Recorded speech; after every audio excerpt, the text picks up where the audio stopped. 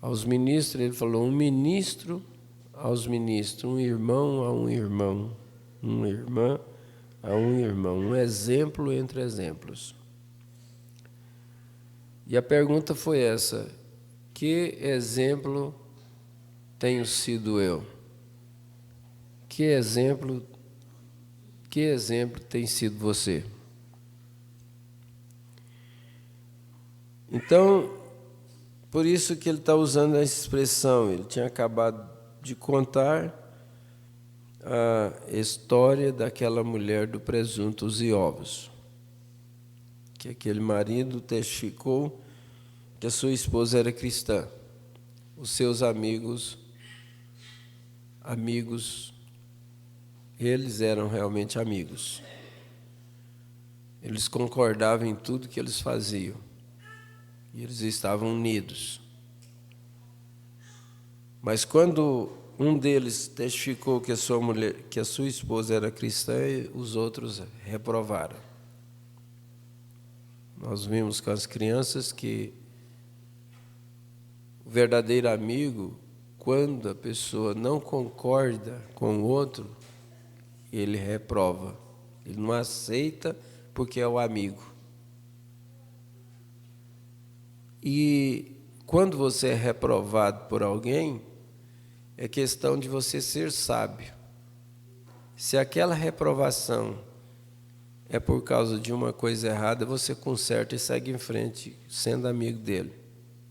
Se aquela reprovação é reprovando o que você faz certo e quer que você faz errado, você continua fazendo certo e abandona aquela amizade. Então, por isso, de qualquer forma, um amigo tinha que saber reprovar o outro amigo. Um amigo tinha que saber reprovar o amigo. Como saber reconhecer também as suas boas qualidades, suas boas coisas. E eles, então, reprovaram. Disse, não existe mais cristãos. Ele disse, existe, minha esposa é. Vamos colocar ela em teste e vamos ver. Olha tanto que eles eram amigos. Vamos colocar ela em teste e vamos ver se ela é cristã. Você já colocou sua namorada em teste para ver se ela é cristã, irmão lá de Brasília lá? Você já colocou ela em teste para ver se ela é cristã? Olha, cuidado, você não teve coragem de fazer isso. Eu conheço ela desde bebezinha, hein? Foi eu que dediquei ela nos braços. Olha que você não teve coragem de fazer isso. E o medo de perder, viu, hein? A gente tem que fazer isso. Você já colocou ele em teste para ver se ele é realmente um cristão? Sei não, hein? E o medo de colocar e perder? Esse aqui é o problema. Porque às vezes nós deixamos de reprovar uma coisa errada, uma coisa ruim, que vê no outro, com medo de perder o amigo, com medo de perder a amizade, com medo de perder o namorado, com medo de perder a namorada. Com medo de perder o genro. A sogra fica com medo de perder o genro. Olha, rapaz inteligente, rapaz sábio, ganha a sogra primeiro. Porque aí a sogra passa a trabalhar para ele. Pega a filha de taca por causa dele. Um rapaz ignorante, bobo, eu chamo ele de otário. É aquele que vai tentar namorar a moça e é revoltado com a sogra. E é maldoso com a sogra e não quer amizade com a sogra. Eu conheço um que falou assim, olha, o dia que eu casar com você, você nem vê sua mãe, vai mais. Não gosto da sua mãe, não quero nem saber da sua mãe. Tadinho. Ainda bem que ela não casou com ele, nem vai casar. Tem lógica um negócio desse, né? É uma estupidez. Agora, a mulher, ela não tem assim muito carisma com a sogrinha dela, não. Né? Tem uns que mandam a sogra até para a Espanha, para ficar livre. Vai para a Espanha, minha sogra. Não quero ver você perto de mim, de jeito nenhum. É interessante isso. É uma lei. É uma lei. Tem jeito de mudar. Mas olha, escute isso. Quantos bêbados vieram? Nós estamos falando a questão da amizade daqueles bêbados, e eles foram lá. E realmente provaram que ela era uma cristã. Aí ele diz: quantos bêbados vieram, veriam as pegadas de um ex-bêbado que se converteu e que vive santa e piamente? Quantas mulheres se firmariam ao virem uma mulher verdadeira se levantar vestida como uma dama e agindo como uma dama e indo à igreja? Gente, isso aqui é maravilhoso. Nós temos testemunhos na igreja de mulheres que andavam seminuas e elas se converteram. Agora mesmo, essa semana, por ocasião desse acontecimento lá em Bonfinópolis, eu estava falando com uma senhorinha. Ela não se converteu ainda, mas ela está no caminho. Ela disse: eu admiro demais uma moça que veio sozinha para a igreja. Ela disse como ela ficou bonita, como que ela ficou linda naquelas vestimentas. Quer dizer, aquela moça é uma influência para a amiga. Ela disse: nós éramos amigas, nós jogávamos juntos, nós disputávamos as coisas juntos. E agora como que eu admiro ela, como que ela mudou. E essa moça veio sozinha para a igreja. Então, às vezes você não sabe quanto que o seu exemplo, o seu testemunho está pregando. Você não tem noção de quanto a sua vida está pregando o Evangelho. A sua maneira de assentar, de levantar, de falar. Isso é muito importante. Então, veja, quantas mulheres se firmariam ao verem,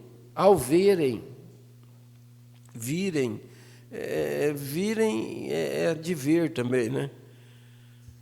A gente usa mais a palavra ver, e vir é também ver. Eu não entendo muito por que esse português tem esse negócio. Vocês que são estudadas e estudados é que sabem explicar isso melhor, né? Uma mulher verdadeira se levantar, vestida como uma dama e agindo como uma dama, indo à igreja, e todo o seu coração entregue a Deus,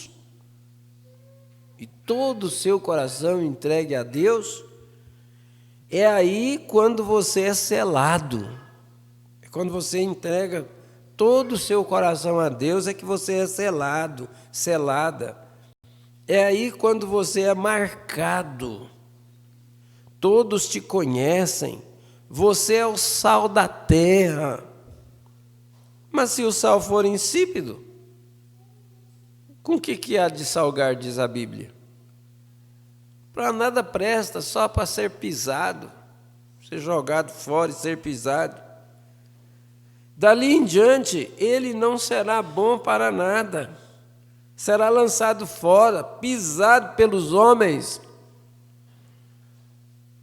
Deus, deixa a igreja pentecostal viver.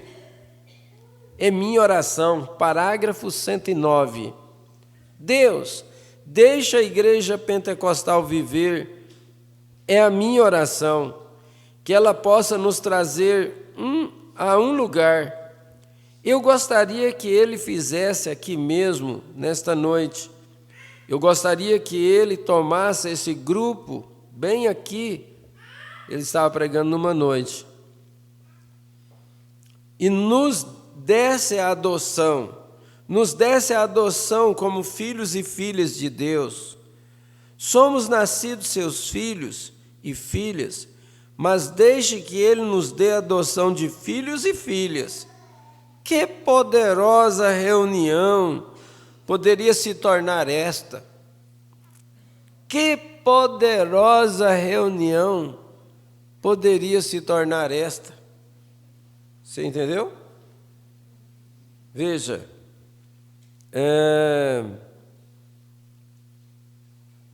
como Deus colocaria dons nesta igreja aqui, mesmo nesta manhã, vamos trocar a noite por manhã, mesmo nesta manhã. Ora, por volta desta hora, amanhã à noite, haveria algo que todos aqui ao redor saberiam que alguma coisa estava acontecendo. Aqui está, aqui nesta casa escolar. Certamente eles saberiam disto porque o Espírito de Deus estaria vivendo entre as pessoas. O comportamento das pessoas mudam quando o Espírito Santo vem viver dentro delas. Se eles tinham um comportamento errado, aquilo afasta delas. Quando o Espírito Santo vem morar dentro delas. Então, nós devemos ou não devemos desesperar para que o Espírito Santo venha morar dentro de nós? Que tal ter uma vida controlada pelo Espírito Santo? Que tal ter atitudes controladas pelo Espírito Santo? Esse deveria ser o nosso maior anseio, a nossa maior ansiedade deveria ser por isso. E às vezes nós ficamos gastando em coisas insignificantes quanto à vida espiritual. Pode ser significante nessa dimensão aqui, mas o que nós vamos levar dessa dimensão? O que a pessoa consegue levar dessa dimensão? Se ela juntar muito ouro, se ela juntar muito dinheiro, muita riqueza, ele vai fazer um caixão com a gaveta para pôr a riqueza lá? Como eu conto aquela historinha do genro que era muito esperto, e o sogrão, então, ele era muito rico e tinha muito dinheiro, muito ouro, muita prata. E ele falou, o dia que eu morrer, vocês vão fazer um caixão bem grande, fazer uma gavetona e vai pôr todo o meu ouro aqui, tudo aí debaixo aí. Às vezes tem gente que pensa que vai ser assim. Ele pensa que ele vai precisar disso do outro lado, depois que morrer, que quer só juntar.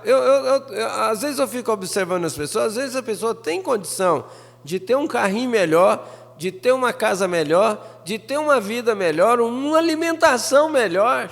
Às vezes a pessoa come tão ruim, ela come só arroz com rapa e feijão, quando poderia comer uma carninha. Será que ele escutou? Mas eu não gosto de carne, pastor, eu gosto de arroz com rapa e feijão. E às vezes como aquilo purinho ali. Quer dizer, por que não podemos melhorar a nossa alimentação? Eu estou brincando com ele porque depois ele alimenta direitinho, né?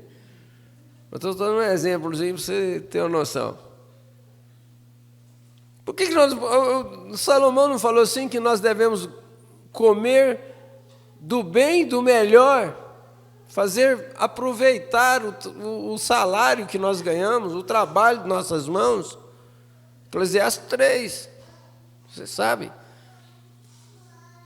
E às vezes nós ficamos preocupados em ajuntar, em construir um império. Mas e a historinha do genro lá que o sogro falou que era para construir uma gaveta bem grande, colocar todo o ouro, todo o dinheiro que ele tinha juntado? O genro é muito esperto. E ele chegou na família, quando o velhão morreu, falou, não posso deixar acontecer um trem desse aí. Foi no início, quando abriu conta no banco e tinha cheque, e o genro chamou a família e disse, olha, gente, isso vai ser muito pesado para nós carregar esse tanto de ouro e de dinheiro que meu sogro tinha, e eu estou com muita compaixão disso, vai dar muito trabalho para nós. Mas olha, agora não existe um documento, uma conta no banco, e a gente pode fazer um cheque do valor, nós vamos calcular todo o valor do ouro, do dinheiro e da prata, tudo, calcular tudo direitinho. Eu vou fazer um cheque no valor daquele, vou assinar e nós vamos colocar na gaveta do caixão. Aí vai ficar maneirinho, porque é uma folha de papel só, e eu vou ficar com tudo isso aí, vou consumir com isso, para nós não ter que pôr dentro do caixão e levar lá e pôr lá dentro da terra. Mas põe um cheque. Quando ele precisar, ele levanta lá e desconta o cheque. A família, tadinha, família antiga, né? Não tinha muita noção das coisas. Aceitou o genro. O genro pegou toda a fortuna sozinho e embolsou. Botou um chequinho dele lá. O chequinho, um tempo desse, já apodreceu, né? E ele está aproveitando. Às vezes, será que nós estamos tentando ajuntar tesouros aqui para depois os nossos filhos e netos ficar brigando pelo que você deixou? E às vezes você fica comendo arroz com rapinha e feijão? Não é que nós vamos esbanjar, não é que eu nunca ensino as pessoas a esbanjar. Eu acho que toda pessoa deveria ser previdente, ela deveria ter um certo controle nos seus gastos para não gastar mais do que ganha e, às vezes, até economizar um pouquinho. Mas esse negócio de ficar, meu Deus, eu não sei nem por que eu estou falando isso. Aonde que eu estava, irmão Isaac? Você guardou aí? Hã? O Espírito de Deus. Certamente eles saberiam disso, porque o Espírito de Deus estaria vivendo entre as pessoas. O Espírito de Deus estaria vivendo entre as pessoas. Como gostaria de fazer aquilo? Não quer você aquilo? Cada um de vocês? Não fiquem zangados comigo por eu ser tão rude com isso, mas como eu sempre disse, o meu irmão aqui disse que ele é um carpinteiro. Se você não fixar o prego corretamente para baixo, ele não firmará, ele ficará solto. Então espero que isto não fique solto, espero que fique bem ali, exatamente ali, onde queria ter segurança do que ele estava falando, estava sendo bem guardado. E segure bem nisto com ambas as mãos. Me faz lembrar, anos atrás, olha que coisa que ele vai contar aqui. Isso aqui é muito bom. Às vezes nós não pensamos muito na hora da nossa partida. Acho que a gente tinha que pensar mais, meditar mais na questão da hora da chegada, da hora nossa de partir. Porque não sabemos a hora que vai chegar para nós. Não sabemos se vai chegar com 42 anos, como 40, 42, como chegou para o Modail. Nós não sabemos o tempo. Meu pai foi com 39. Meu pai foi com 39 anos. Quando eu fui chegando aos 39 anos, falei, será que vai ser agora? E já passou bem, né? Já passou até a média dos homens brasileiros, que é 56, já passou também. Livrei dos 56, viu, Isaac? E você segura as cordas, porque os seus 56 nem vem aí pela frente. Está longe, mas vem. Então, vigia isso aí. Vai vigiando. Mas às vezes nós não preocupamos muito. Quem sabe que quando chegou perto do 39, eu fiquei assim um pouco mais consagrado. Eu fiquei mais... Eu orava mais. Eu ficava mais atencioso. Mas acontece que não serve de regra, porque seu pai morreu com 100 anos de idade, não quer dizer que você vai morrer com 100 anos de idade. ou porque o papai morreu com 39 anos de idade, não quer dizer que eu iria com 39 anos de idade. E quantas jovens moças, jovens moços estão sepultados? Então isso é um mistério. E nós deveríamos pensar mais sobre isso. Deveríamos gastar um tempo, gente, como é que vai ser quando eu partir? A vida que eu estou vivendo vai me levar para a sexta dimensão?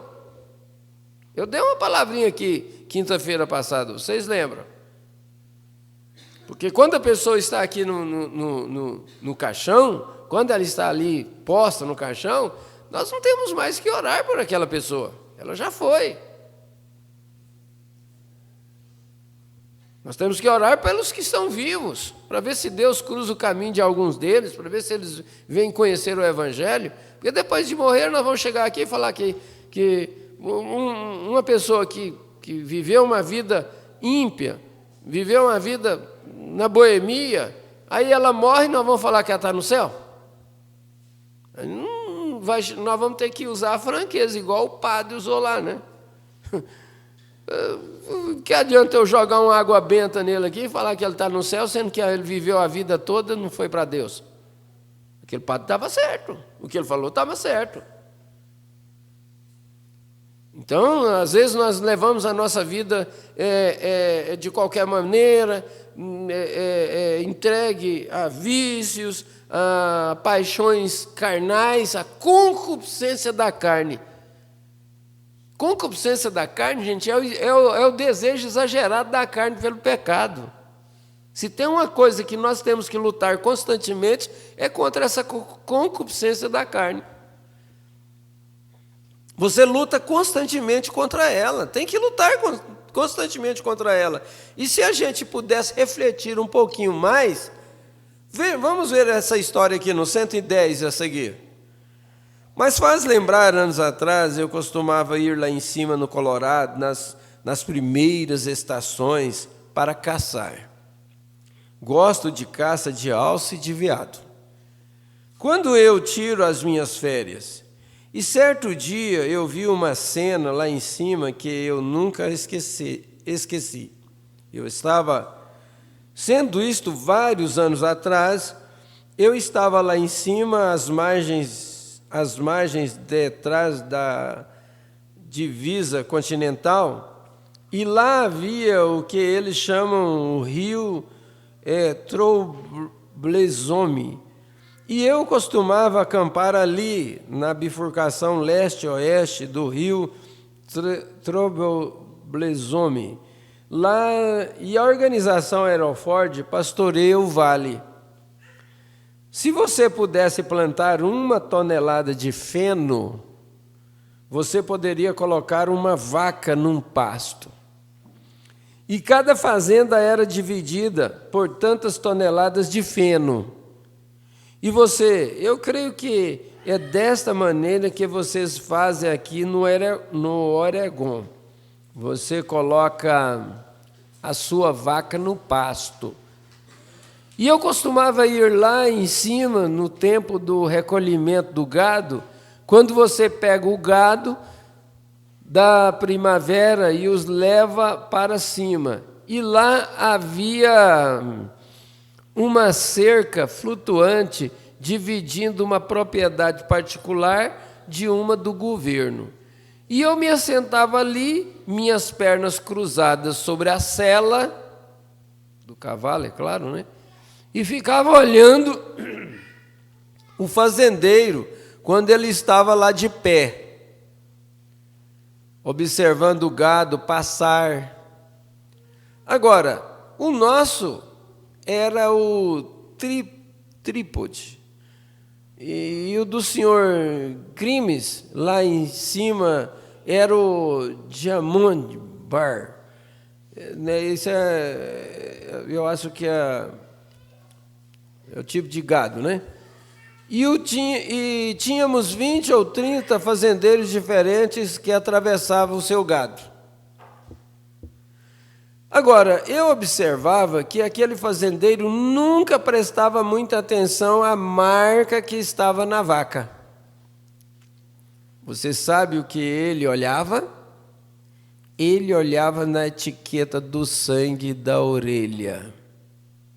Cada vaca que entrava naquele pasto, cada animal que entrava naquele pasto tinha que ter uma etiqueta na orelha com o tipo do sangue. Veja, você sabe o que ele olhava? Ele olhava na etiqueta do sangue na orelha da vaca. Vem, o genuíno era o Ford.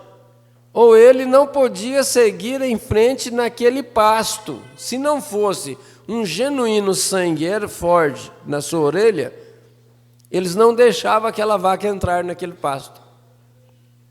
Olha que exigência, hein? E eu penso, agora olha só onde que o Mobrano jogou. Essa questão da etiqueta do sangue puro na orelha da vaca. E eu penso que esta é a maneira que Deus vai fazer no dia do julgamento. Ele não vai se importar se você pertence à Assembleia ou à Igreja de Deus, ou seja o que for que você pertença. Ele procurará por aquela etiqueta do sangue, irmão. E se aquilo estiver lá, você entrará. Qual que é o sangue que te coberta? Qual que é o sangue que corre em suas veias? Lembra que na hora da ceia eu sempre digo, quando você toma um gole do vinho, isso leva a você refletir que o sangue do Senhor Jesus Cristo corre em suas veias. A hora que ele olhar a marca do sangue em nós, ele vai reconhecer que é o sangue de Jesus Cristo ou não? Hoje nós lemos com as crianças aí, os frutos é que prova a qualidade da árvore. Não adianta eu falar que um jatubazeiro é uma mangueira, porque quando vier os frutos vai ser jatobá. Não adianta eu falar que uma mangueira ela produz qualquer outra fruta aí, que quando vier as frutas vai ser de manga. Ela é uma mangueira, como é que ela vai dar outro fruto? Então, pelos frutos se conhece a árvore. Pelos frutos que você produz, conhece quem é você. Pela natureza que você tem, conhece o tipo de sangue que você tem. Você já viu falar assim, fulano tem um sangue esquentado. Vamos botar ele na geladeira então, para ele esfriar o sangue. Você já pensou um casal de namorado que todos dois têm o sangue esquentado? Que situação que vai ser? Vai ser um lar esquentado o tempo todo, não vai? Vai ser um lar quente o tempo todo. Eu devia olhar essas coisas antes, durante o namoro. Porque depois eu arrependi, agora é tarde.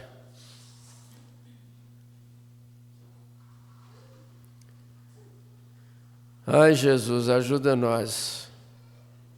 Ele procurará por aquela etiqueta de sangue, irmão, e se aquilo estiver lá, você entrará. Se não importa que marca esteja você carregando, você será rejeitado. E isto é tudo. Então, um dia lá em cima da montanha, havia um velho fazendeiro que éramos bons amigos, um bom caçador, e ele tomou o cavalo de carga e foi até a bifurcação oeste, e eu estava lá embaixo na bifurcação leste, onde chamávamos de Corral Parques, né? Não havia nevado ainda o suficiente para permanecer. Era cedinho e a tempestade de neve não havia chegado. Então os animais estavam lá em cima. 112. Amarrei meu cavalo e tive um dia de viagem ali em cima ao redor, perto da floresta. Então, suba numa dessas tempestades do outono. Talvez choverá o mais que puder chover, então granize, depois neve, e então o sol sai, e então chove outra vez. Você sabe como é no outono.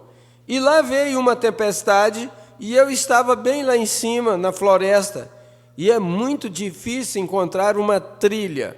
Então fiquei detrás de uma árvore, como que ancorado, atrás de uma árvore assim. Embora esta seja uma expressão horrível, eu não sei o que significa acocorado. É de coque, né? Agachado. Mas eu estava atrás de uma árvore, coloquei o meu rifle no chão, a tempestade passou. E depois que a tempestade passou, ficou frio enquanto a tempestade estava passando. E choveu muito forte.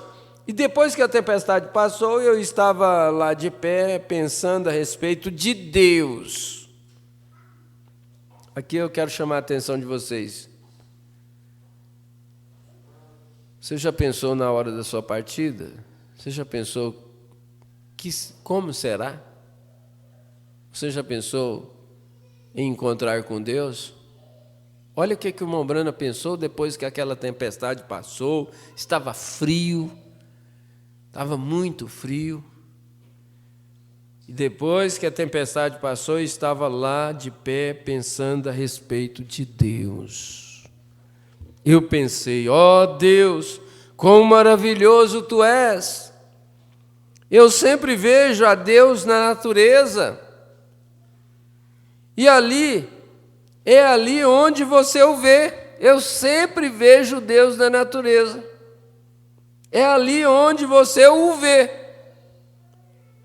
E eu pensei, Tu és tão maravilhoso, Senhor. Gosto que Tu simplesmente descesse. Gostaria que Tu simplesmente descesse sobre mim aqui e me deixasse ir daqui para casa. Olha o que ele estava pensando. Ele estava numa atmosfera tão boa, tão gostosa ali, que ele começou a pensar em Deus, olhando para a natureza, vendo Deus movendo a natureza, que ele desejou que Deus descesse sobre ele e que deixasse ele ir dali para casa. Eu pensei, quando eu morrer, recite para mim a oração do índio. Quando eu morrer, recite a oração do índio. Qual é a oração do índio? Senhor Deus, grande Pai Espírito, que ele possa percorrer as longas trilhas de caça e encontrar com seus amados naquele lado. Está vendo? Alguém recitando para o índio que morreu. Senhor Deus, grande Pai Espírito, que ele, o índio, possa percorrer longas trilhas de caça e encontrar com seus amados naquele lado, os amados que já partiram. E o Mombrana está dizendo, recite essa oração para mim quando eu partir. Mombrana gostava da natureza, Mombrana gostava de ficar no mato. Teve uma vez que eu disse, Senhor, eu vou ficar aqui no mato, quando o Senhor me der uma mensagem, eu vou lá, entrego para o povo e volto para cá de novo. Aí o anjo do Senhor veio para ele e disse, Billy, você não nasceu na era de Elias, você não nasceu na era de João Batista, você nasceu numa era que precisa de vestir terno, de andar de carro, precisa de ter grandes reuniões, as pessoas estão lá te esperando para orar por elas. Você nasceu numa outra era, você não pode ficar aqui no mato não, aqui não tem ninguém para você orar, aqui não tem ninguém para você discernir a vida delas. Você tem que ficar lá no seu posto de dever, Bíblia. Seu ministério é diferente do deles. Tanto que ele amava o mato, tanto que ele amava. E disse que aqui, depois ele disse assim, que aquilo era tudo para satisfazer um gosto dele. Eu fico pensando, né, como é que pode, né, gostar de ficar no mato? De dia eu ainda fico bem. Gosto de ficar na sombra, gosto de escutar os passarinhos cantar, mas o sol começou a se pôr, ó. Vambora? Já andei no mato à noite, mas qualquer coisinha eu estou dando um pulo de lado. Mas tem gente que gosta. O profeta gostava. E eu pensei, sim, Senhor, deixa-me ir. Olha aí, o que ele estava meditando naquela hora, depois da neve, naquele momento frio. Deixa-me ir a uma terra como esta, quando eu deixar este mundo. E enquanto eu estava ali de pé, a tempestade havia passado e eu estava estudando bastante. Então levantei e olhei ao redor, e aconteceu de eu observar, pois eu olhava através daquele lado, em direção ao oeste, em direção ao Aragão, deste lado, e as fendas nas montanhas, e lá era bem tarde, e o sol vindo dali como um grande olho como Deus. Os seus olhos estão nos pardais. Pensei, ó Deus, aí está, no pôr do sol. E então eu olhei, e onde a chuva havia congelado, nas sempre vivas, ali formava um arco-íris, através do vale. Lá em cima, no topo da montanha, o velho lobo cinzento uivava. Ele observando toda a natureza, você viu? Já falou do pôr do sol como um grande olho de Deus, já falou do orvalho que formou com a neve e do arco-íris. Olha como que ele tinha visão da coisa. Agora ele fala do lobo que estava uivando. E o companheiro respondia lá embaixo. Um estava lá em cima, uivava lá, e o outro lá embaixo respondia. E o velho alce macho começou a mugir, e ele se perdeu durante a tempestade assim. Você fala a respeito do fundo que clama o fundo. Então um começou a clamar pelo outro, um animal clamando pelo seu companheiro, e assim por diante, e ele ouvindo tudo aquilo. Oh, que coisa! E eu pensei, por que tenho eu que deixar este lugar? Olha só o tanto que ele amava a natureza. Por que tenho eu que deixar este lugar? Isto é como uma casa para mim. Gostaria de estar aqui para sempre. Se João Batista, ele chegou a citar que João Batista, ele com 9 anos de idade, ele foi para o deserto, e ele só voltou aos 30 anos para pregar, para apresentar o Messias. E ele alimentava de gafanhotos e mel silvestre. Esse foi João Batista, o precursor da primeira vinda. E você acha que o Mombrana, se ele ficasse... o Mombrana comia carne crua. O Mombrana não gostava dessa carne frita aí que parece que queimou ela. Tem gente que come uma carne que, meu Deus do céu, que uma coisa tão frita, tão queimada. Não, ele gostava, deu uma esquentada na carne lá, ele já estava comendo. Aí eu conheço pessoa que está bem perto de mim, você gosta de essa carne com sangue? Bife de fígado. Tem gente que torra o bife de fígado, não sobra nada, só carvão. Como carvão, porque a vida que tinha no bife já acabou tudo.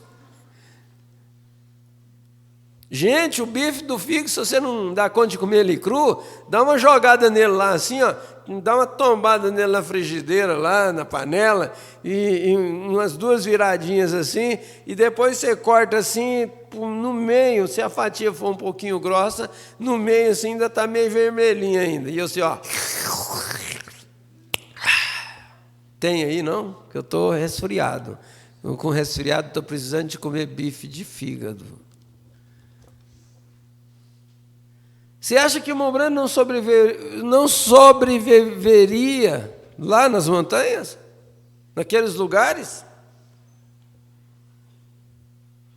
Oh, que coisa! Pensei, por que tenho eu que deixar este lugar aqui? Isto é como uma casa para mim, gostaria de estar aqui para sempre. 115. Senti como Pedro sentiu. Façamos aqui 3 tabernáculos e simplesmente fiquemos aqui. Olha o que Pedro queria. Este é um lugar para ficar. Eu ouvi a Deus naquele chamado do lobo. Olha só, eu ouvi a Deus naquele chamado do lobo. O irmão Branham podia ouvir a voz de Deus até num chamado de lobo. Agora Deus fala conosco e nós não ouvimos sua voz. Misericórdia, gente. Aquele lobo estava chamando a sua companheira. E ele ouviu a voz de Deus naquele uivado daquele lobo. E eu pensei, sim, Deus, este é tu me chamando. Isso é o Senhor me chamando. E eu ouvi o alce da mesma forma, vendo o arco-íris ali, eu pensei, arco-íris significa pacto, aliança. Tu és o alfa e o ômega, o princípio e o fim, as 2 pontas do arco-íris, aquele que era, o que há e o que há de vir, a raiz desconhecida de Davi, a estrela da manhã, o lírio do vale, a rosa de Saron. Oh, que coisa! Tudo que ele era. E eu pensei, no arco-íris, o pacto, como eles o viram em Apocalipse 1, ali, visto como um arco-íris, como o primeiro e o último, Benjamim, e de Ruben a Benjamim, o primeiro e o último de todos, isto apenas, a escritura apenas se derramando, e eu pensei, oh Deus, tu és tão grande, e eu comecei a pular para cima e para baixo, ao redor daquela árvore fui eu, o mais que pude ir, simplesmente o mais rápido que eu poderia ir, gritando, aleluia, aleluia, aleluia, aleluia, simplesmente correndo assim, parei, e eu disse, oh Deus, quão grande tu és, aleluia, aleluia, aleluia. O irmão Branham disse que ele não cria em cristãos rolarem. Ele disse assim, eu não acredito que um cristão tem que ficar rolando. Mas se para ter o Espírito Santo precisar de rolar, eu vou rolar. Depois ele disse assim, olha, se você me visse sozinho no mato, quando a presença de Deus chega, você pensaria que eu estivesse doido. Você viu ele falando tanto que ele pulava e gritava e dizia aleluia, aleluia, aleluia. Ele diz que arrancava os capins que existiam tudo ao seu redor, ele arrancava e ele, lá na presença de Deus, lá sozinho, ele gritava e rolava. Na presença dos outros, a gente tem que ter um bom comportamento.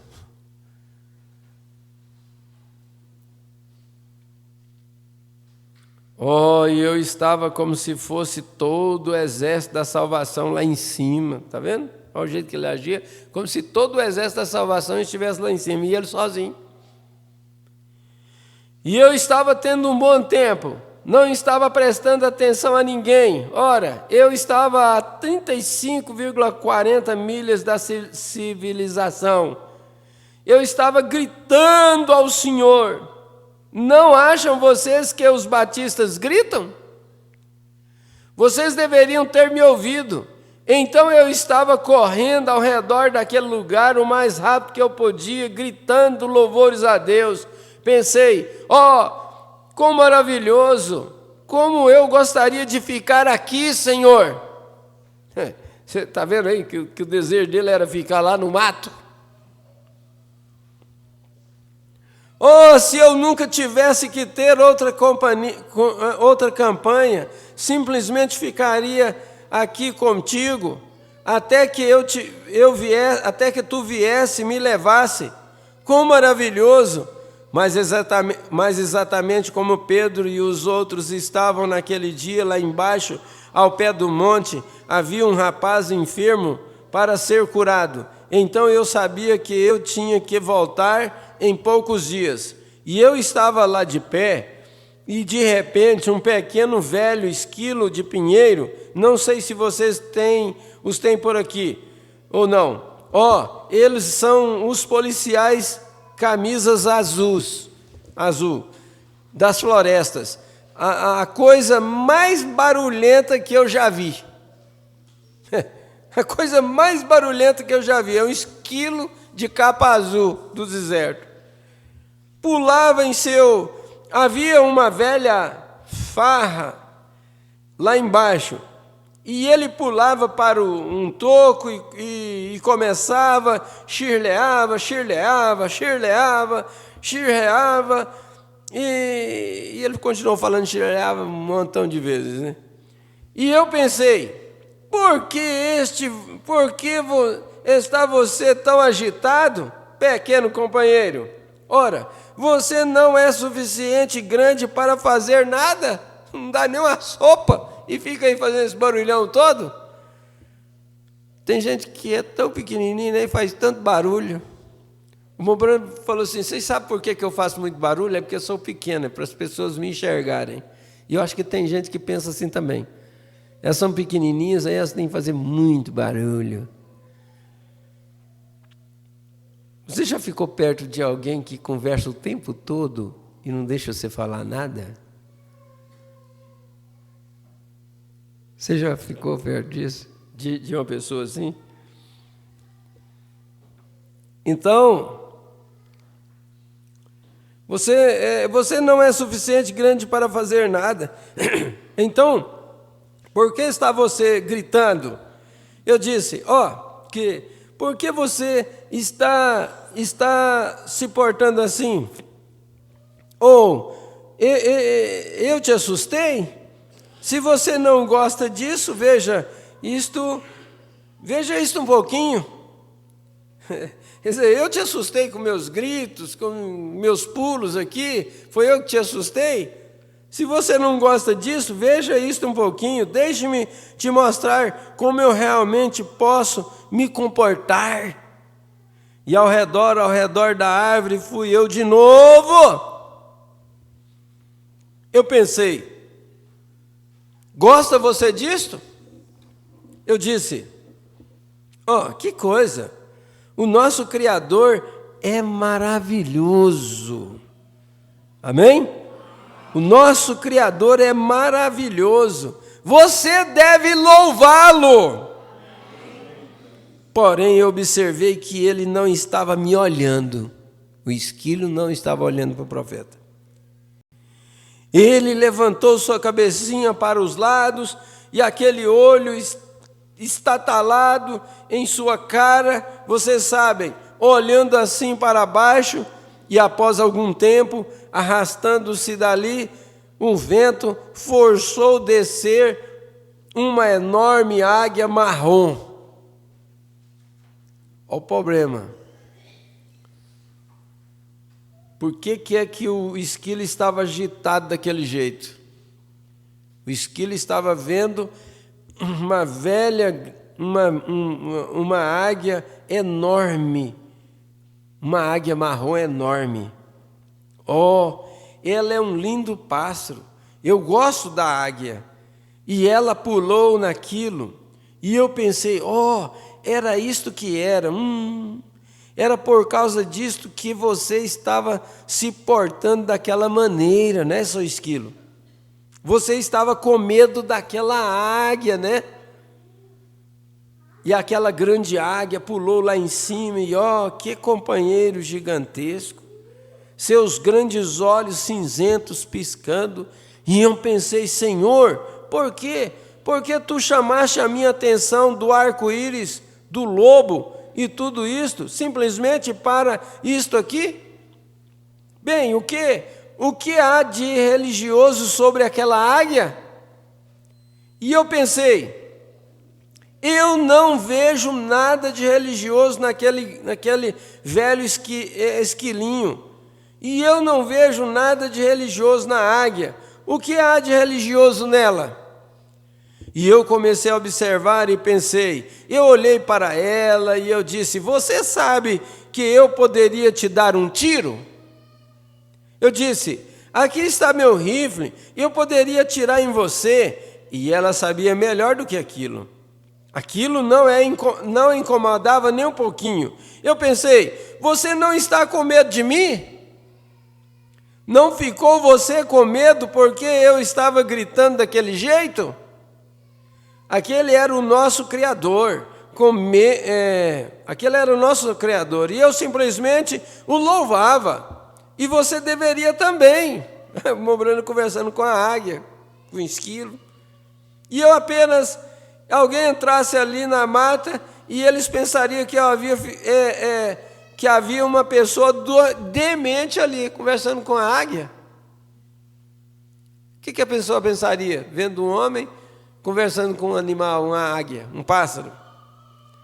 Mas não me importava, eu estava tendo um bom tempo, estava adorando o Senhor. Este é o que é o problema com você. Você tem muita formalidade. Ai, chegamos num ponto, hein?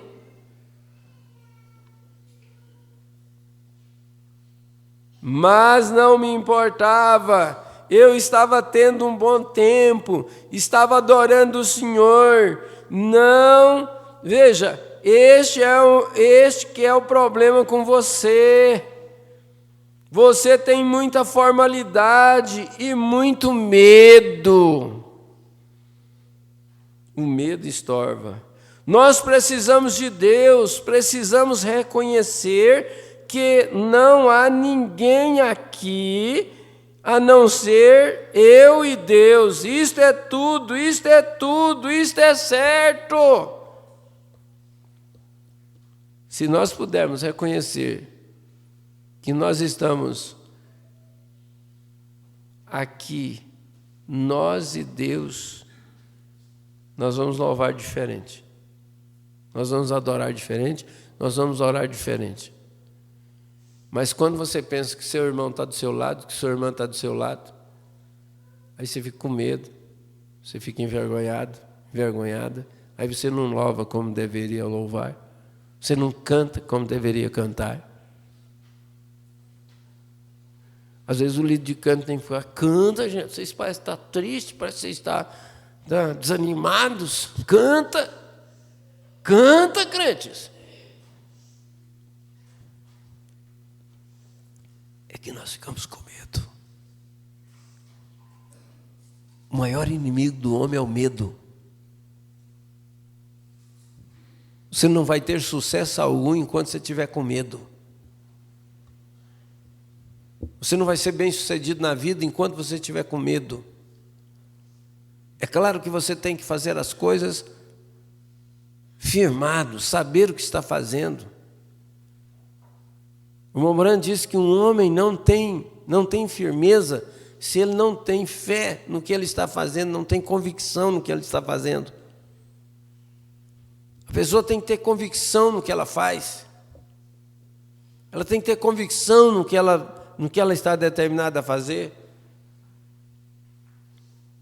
Então começamos a querer saber o que é que os vizinhos vão dizer a meu respeito. Aí fica preocupado. Será o que é que o irmão vai falar a meu respeito? Será o que ele vai comentar porque eu agi daquela forma dentro da igreja? Porque eu louvei tanto daquele jeito? O que o irmão vai pensar de mim?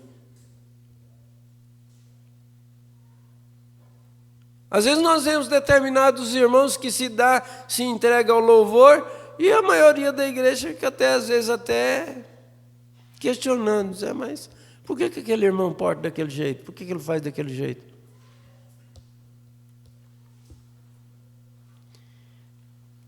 Bem, viva corretamente e os vizinhos saberão o que está acontecendo. Viva corretamente e os vizinhos saberão o que está acontecendo. De todos os modos, quando eles estiverem com você. Então eu ouvi aquele velho esquilinho, vocês sabem, e eu o observava ali e com aquela águia. E eu pensei, o que te faz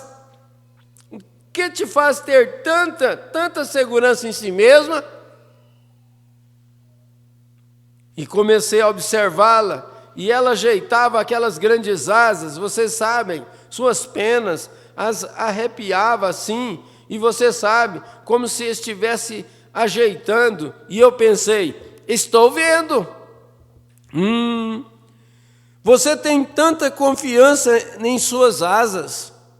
Você sabe que antes mesmo que eu possa colocar minha mão naquele rifle e trazê-lo ao meu ombro, você estaria naquela árvore e eu nem mesmo nunca mais te veria.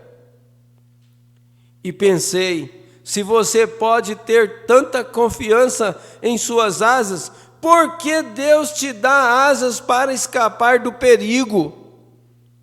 Quanto mais deve a igreja de Deus ter no poder de Deus que pode fazer escapar da enfermidade. Por que você não confia em Deus na hora da sua enfermidade, como a águia confiava em suas asas para escapar do perigo? E doenças, e problemas, e morte, e inferno, e voar para Deus algum dia, para as bênçãos, para os braços do Senhor Jesus. Apenas pensei, ela continua sentindo. Desde que ela possa sentir que suas asas estão em ordem, ela está bem. Ela sabia onde estava se firmado, e embora o Espírito Santo possa cair sobre a igreja, eles sairiam outra vez. Eu não sei, se você orar por mim outra vez, talvez tudo dê certo. Vem? Isto é simplesmente, que coisa, é terrível. Sim, isto, eu a observei lá por um pouco de tempo. Vou te contar o que aconteceu com esta companheira. Eu observei um pouquinho, olhando ali, e pensei, eu te admiro. Ele falando da águia. Eu te admiro. Eu te vejo naquela águia, Deus. E então, depois de algum tempo, ela não estava com medo de mim, e ela viu que eu admirava. Eu admiro qualquer coisa que tenha alguma força de caráter. Cada coisinha dessa aqui para a gente parar, hein? Eu admiro qualquer coisa que tenha alguma força de caráter. É isso que você tem observado? Existe força de caráter nela? Existe força de caráter nele? Ou é um bandoleiro? Ou é uma bandoleira?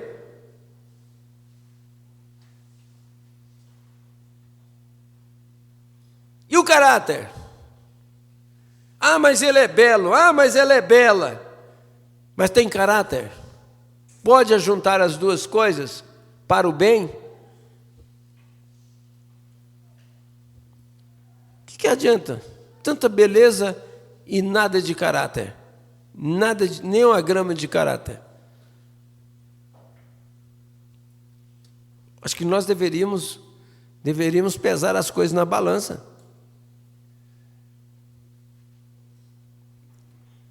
Eu detesto ver uma pessoa ir à igreja e somente, dar louvores e tudo mais, e quando sai tem vergonha de testificar na rua.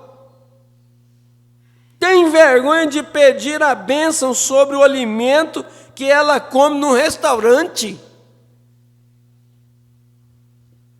Eu nem vou perguntar quem que ora assim, ó.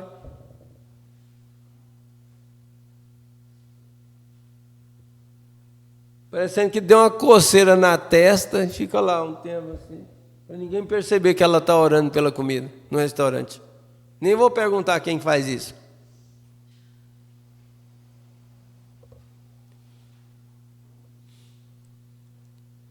Eu detesto ver uma pessoa ir à igreja e somente, dar louvores e tudo mais, e quando sai tem vergonha de testificar na rua, tem vergonha de pedir a bênção sobre o alimento que ela come num restaurante. Que coisa, covardemente. Deus não pode usar um covarde.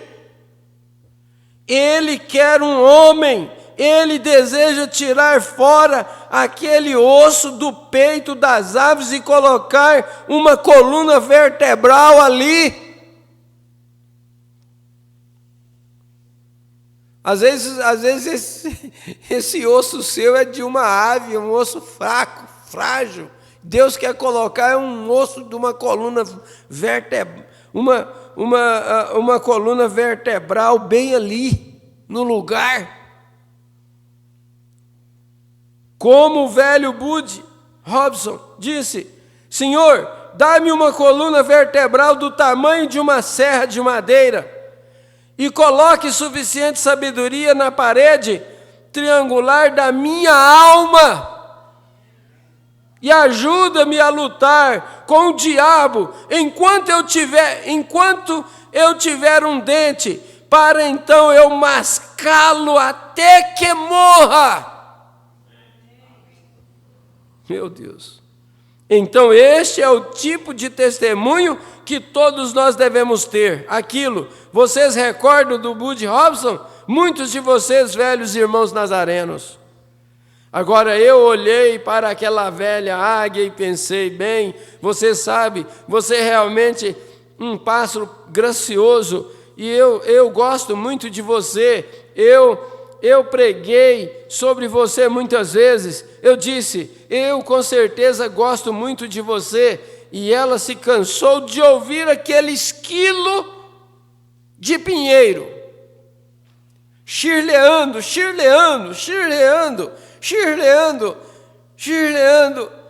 como se ela fosse dilacerá-lo. Ele não poderia fazer nada, ele era muito pequeno. Ela se cansou daquilo e simplesmente deu um grande salto, bateu cerca de 2 vezes suas asas, e então eu chorei. E eu estava lá de pé, e as lágrimas corriam pelo meu rosto, enquanto observava aquela águia, como Deus a colocou ali para um propósito. E ela nunca fracassou com suas asas. Ela simplesmente foi acima da mata, 1, 2 vezes, então soube como ajustar suas asas naquele vento, e toda vez que vinha aquele jato de vento, ela ia um pouquinho mais alto, Aproveita o vento e voa mais alto, aproveita o vento e aproxima de Deus, aproveita essa tempestade que veio e chega mais perto de Deus. Faça como a águia. Mas às vezes nós não sabemos aproveitar as tempestades que vêm. E um pouquinho mais alto até se transformar em um pontinho no azul. Mombrano ficou observando ela com seu binóculo, e ela foi indo, até se tornar um pontinho no céu azul. Ela deixou aquele pequeno e velho e terrestre esquilo de pinheiro ali de pé, chirleando, os dias dos milagres já passaram, não há tal coisa como Espírito Santo, e tudo ali, chirleando. E este falar em línguas é totalmente errado. Não há tal coisa como o Pentecoste, isto foi no passado, não há muito tempo atrás. E eu simplesmente sabia como ajustar, ela simplesmente sabia como ajustar suas asas no poder do vento. Como a igreja precisa saber como ajustar sua face no poder de Deus. Não pulando de uma igreja para outra, mas viajando na glória de Deus até você ultrapasse estas coisas que se ouve como os dias de milagre já passaram, não há tal coisa como Espírito Santo, insensatez. O que você pensa a respeito disto, senhora? Crê você que isto seja verdade? Crê você nisto também, irmã?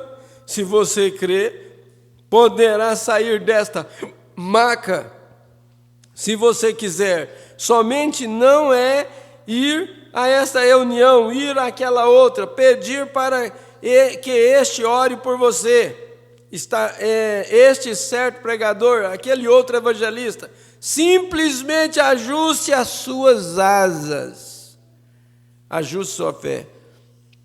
O que nós estamos aprendendo aí na mensagem A Bem-aventurança Esquecida é que o mal não está na oração, o mal não está na palavra, o mal está em nós.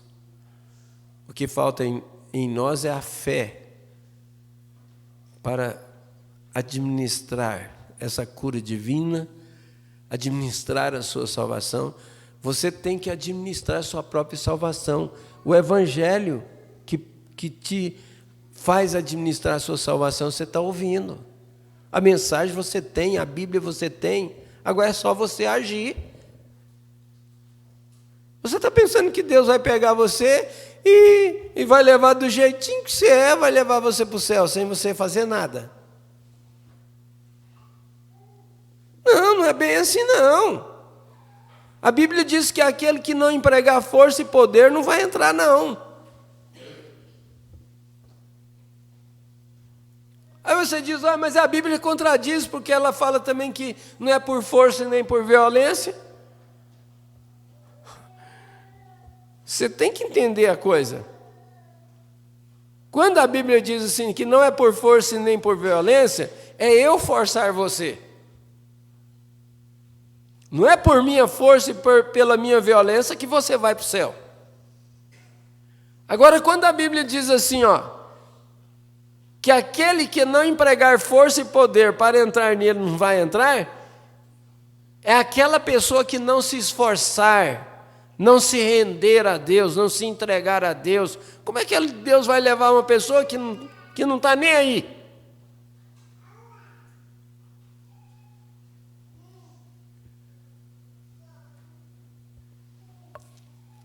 Deu para você ver a diferença agora?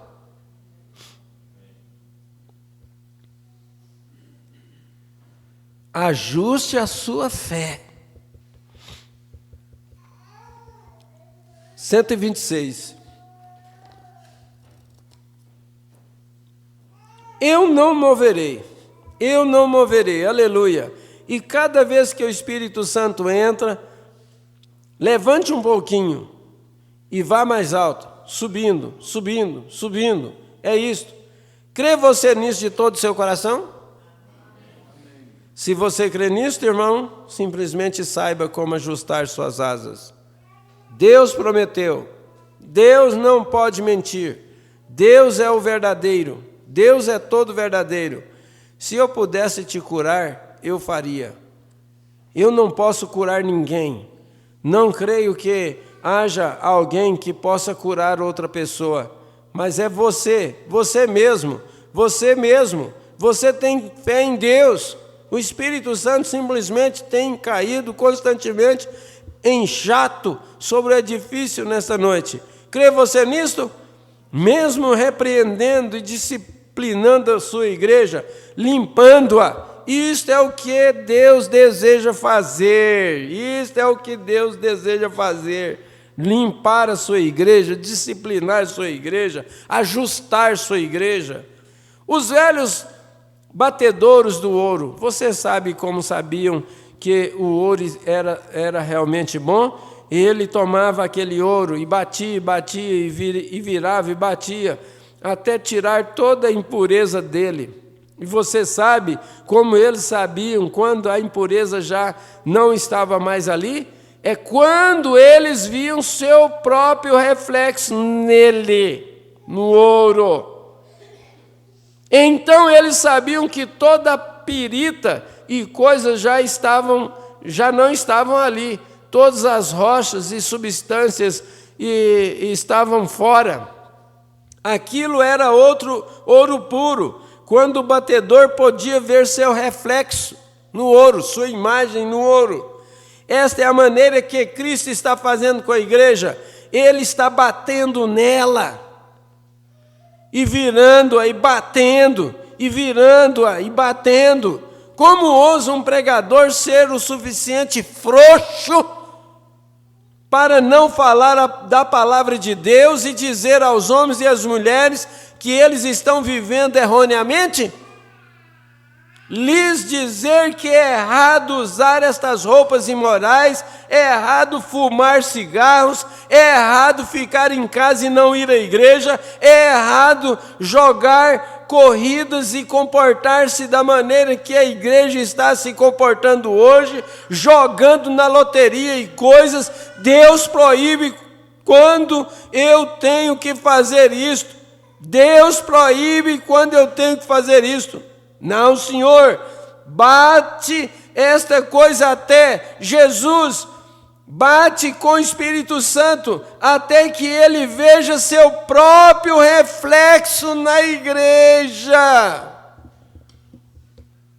Então você poderá ver as obras de Cristo serem realizadas na igreja. Então ela estará pronta para o rapto, ouro puro. Crê você nisto? Todos vocês? Está bem.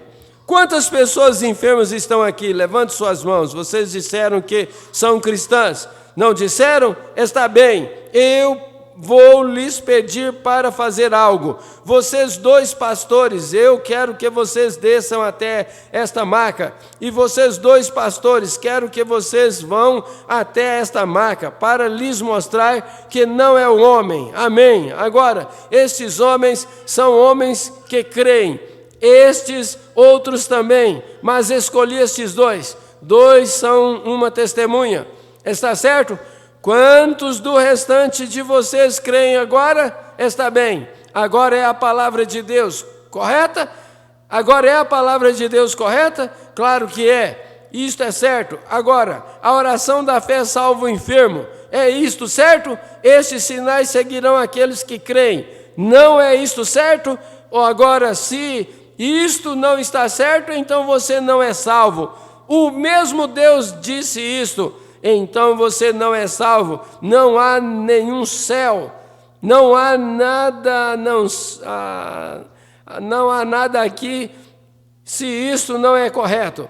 Esses sinais seguirão aqueles que crerem. Se colocarem as mãos sobre os enfermos, eles serão curados. Agora, cada pessoa que é cristã, ali não diz que estes sinais seguirão os ministros. Estes sinais seguirão aqueles, seja eles quem forem, que creem. Se eles colocarem suas mãos sobre os enfermos, eles sararão. Está você esperando para que o bebê receba oração, irmã? O bebê estava doente ou algo. Quer que ele receba oração? O bebê está muito doente. E você é um ministro, irmão? Bem, está bem. Vai e coloque suas mãos naquele bebê ruivo, lá embaixo. Estou olhando ao redor para ver se vejo alguém mais que deseja receber imposição de mãos sobre você. Está bem. Agora, em geral, tomamos o discernimento e podíamos tê-lo agora mesmo também. Claro, certamente. Isto é apenas estará tudo correto se nós cremos nisso. mas você tem que crer nisto. Se podes crer, tudo é possível. Agora recordem, se oramos e pedimos a Deus sinceramente, esta igreja, agora somos uma unidade, estamos juntos. Estamos juntos? Se pedimos a Deus e sinceramente, então Deus é obrigado a cuidar de nós. Não pedimos, isso é correto. Se pedirdes qualquer coisa em meu nome, eu farei. É isto verdade? Apenas espere. É isto verdade? Claro, confiarei minha alma nisto. Tenho feito 31 anos, tenho vivido nesta expectativa. São João 5,24. Se você deseja ler isto, para se lembrar, é uma mão completa e 2 dúzias de ovos. Vem, São João 5,25. Quem ouve a minha palavra e crê naquele que me enviou tem vida eterna, e não entrará em condenação, mas passou da morte para a vida. Creio que eu, como um jovem, me tornei um ministro, apenas um garoto, tenho pregado desde então, dei minha vida pelo Evangelho, gostaria de ter 10.000 vidas para dá-las por isto. É realmente maravilhoso, eu gosto disto, cada pedacinho. Agora você pode, se aquilo não é assim, então se aquilo não é assim, então este outro não é assim. Se isto é assim, então aquilo não é assim. Se isto é aquilo, então aquilo é isto. Vem? Então estamos prontos. Está você pronto para orar? Correto. Agora, cada pessoa aqui, quero que você coloque suas mãos em alguém que está ao seu lado. E, irmãos, quero que cada um de nós, e na cabeceira dessas macas aqui, coloque suas mãos no pequeno garotinho ali, nestas pessoas. Agora vamos nos colocar de pé. Oh, que coisa! Amo este momento. Somente algo parece que todos estão sem fôlego. Que vai acontecer? Observe o que acontece. Se você apenas voltar, simplesmente deixe que sua fé vá agora. Apenas deixe sua fé descer e dizer: esta irmã vai ser curada, este aqui vai ser curado, aquele homem, esta mulher, aquele outro, todos eles serão curados, este será o fim daquilo. Amanhã haverá tanta diferença naquelas pessoas, ora, será maravilhoso. Não crê você nisto? O que somos nós? A igreja de Deus. Como saberemos agora que Deus não dará a adoção a cada um de nós nesta noite? Enquanto estamos fazendo isto, estamos obedecendo os seus mandamentos. Agora, cada um de vocês, exatamente como se isto fosse seu... Não ore por você mesmo agora. Você ore pela pessoa que está com suas mãos sobre você. Vamos inclinar nossas cabeças, cada um agora, com suas mãos sobre o outro. Eu quero que todos vocês repitam esta oração após eu.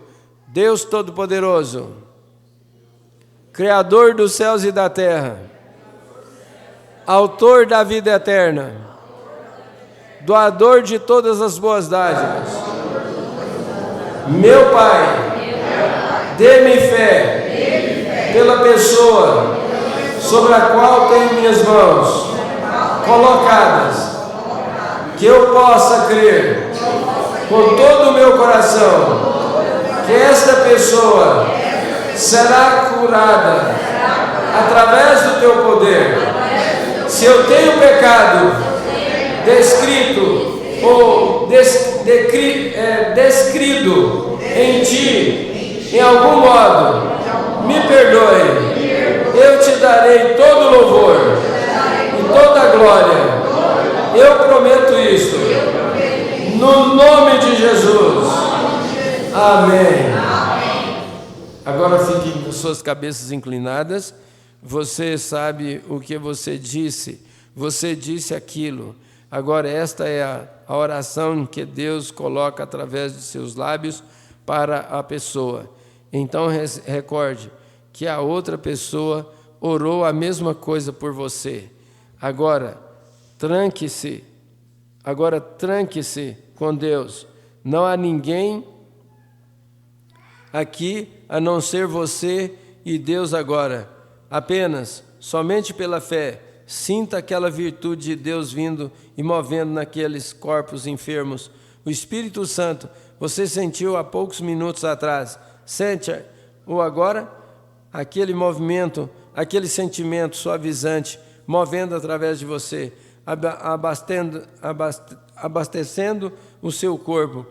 Este é o seu poder de cura. Ó Deus, Tu estás próximo, grande Jeová, Tu és o Deus eterno. Envie Teu Espírito Santo agora, Senhor. Faça que cada pessoa que está aqui possa se encher do Teu poder, para que Tu movas a mão de mão em mão, de lugar em lugar, até que todos os enfermos sejam curados. Então eles saberão que a cura não pertence ao homem, é Deus. Eles estão orando um pelo outro. A oração da fé salvará o enfermo.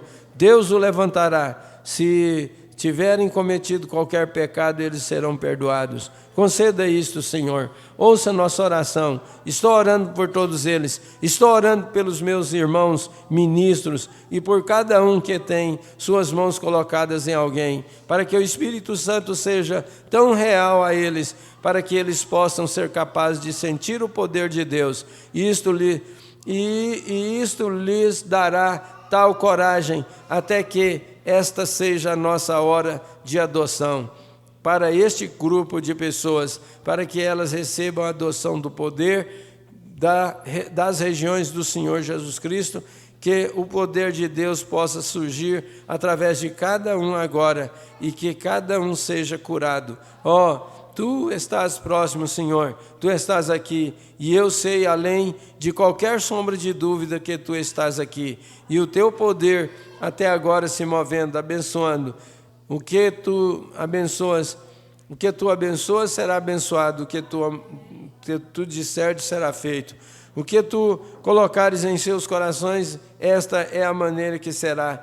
Que assim seja, Senhor. Nós ordenamos a Satanás, você, diabo, o seu poder maligno implantado, que segura estas pessoas. Você deixou algo maligno, você perdeu a batalha. Jesus Cristo morreu e realmente ressuscitou outra vez no terceiro dia e te despiu de todos os direitos legais que você tinha. Você não é nada a não ser um ameaçador, e estamos ordenando sua mão nesta noite. Satanás, seu espírito maligno, solte estas pessoas. Nós te ordenamos, no nome de Jesus Cristo, que cada dúvida possa ser varrida para longe destas pessoas agora mesmo, e que as doenças das tormentas e das aflições e poderes malignos, Satanás, você está derrotado, no nome de Jesus. Você está derrotado, você está perdido, você não é nada a não ser um blefe, e nós te ordenamos, saia, dizemos, nós te ordenamos no nome de Jesus, para deixar esta audiência e que todos enfermos e aflitos possam ser curados para a glória de Deus. Aleluia, aleluia, aleluia. Eu posso, desejo, eu realmente creio. Eu posso, eu desejo, eu realmente creio que Jesus me curará agora. O grande curador está próximo, o simpatizante Jesus. Ele fala e deixa o coração com satisfação. Nenhum outro nome a não ser Jesus. Se você não pode mover um dedo, mova-o agora. Se você não pode ouvir a não ser por um ouvido, coloque o seu dedo no outro. Não importa o que seja, você nunca fará melhor até que você exercite a sua fé. Dê a Deus uma chance por você agora. Dê a Deus uma chance para fazer algo por você. A oração da fé foi feita, mas foram colocadas sobre você. E agora, pelo mandamento do Senhor Jesus, eu ordeno que o diabo te deixe e que cada um de vocês seja curado. Amém. Crê você nisto? Todos creem nisto? Fiquem de pé e aceitem a sua cura agora, no nome do Senhor Jesus. Amém. É isto. Aleluia. É isto. Não há dúvidas. Fique de pé agora. Amém. Louve ao Senhor. Você pode tomar e ficar bem também. Não duvide. Sai imediatamente e seja livre. Louve ao Senhor. Isso é bom. Amém. Vamos levantar nossas mãos para Deus e vamos dar louvores a Deus. Todos vocês estão curados. Não está você curado? Aleluia! Glória ao Senhor, nosso Deus, nosso Pai. Nós te louvamos, nós te agradecemos. Cada irmão, cada irmã, aqui nesta manhã, nas igrejas em conexão, nos lares, aonde estiver chegando essa transmissão, que a bênção do Espírito Santo visite os lares, que as enfermidades sejam repreendidas nesta hora, que o poder demoníaco seja desfeito, para a honra e glória do nome do Senhor Jesus Cristo, que cada um ative a sua fé nesta hora, estimule a sua fé em Cristo Jesus nesta hora, o nosso grande curador, o nosso libertador. Aceita a nossa gratidão, Pai, em nome do Senhor Jesus Cristo. Nós oramos e te agradecemos. Aleluia, em nome do Senhor Jesus Cristo. Amém, ó Deus vivo. Amém, Senhor Jesus, amém. Graças a Deus. Nosso abraço fraternal aos irmãos em Bonfinópolis, em Vianópolis também, a igreja, as duas igrejas. E hoje à tarde, às 15 horas, nós teremos companheirismo em Vianópolis e Santa Ceia, às 18 horas. E em Bonfinópolis, devido à viagem do irmão Adair Henrique, o pastor Abraão vai pregar aí hoje, mas através da transmissão daqui de Bulhões. Viu, igreja de Bonfinópolis? O pastor Abraão vai pregar aí, como é costume, todo segundo domingo, mas através da transmissão aqui do Bulhões. Combinado? Deus abençoe todos os irmãos aí em Bonfinópolis. Um abraço fraternal a cada um. Irmão Cleber Germano em sua família, em sua casa, né? E irmão Geraldo e Selma na Fazenda Santana, e irmã Edilane Sarahoupe, irmã Glória, tá?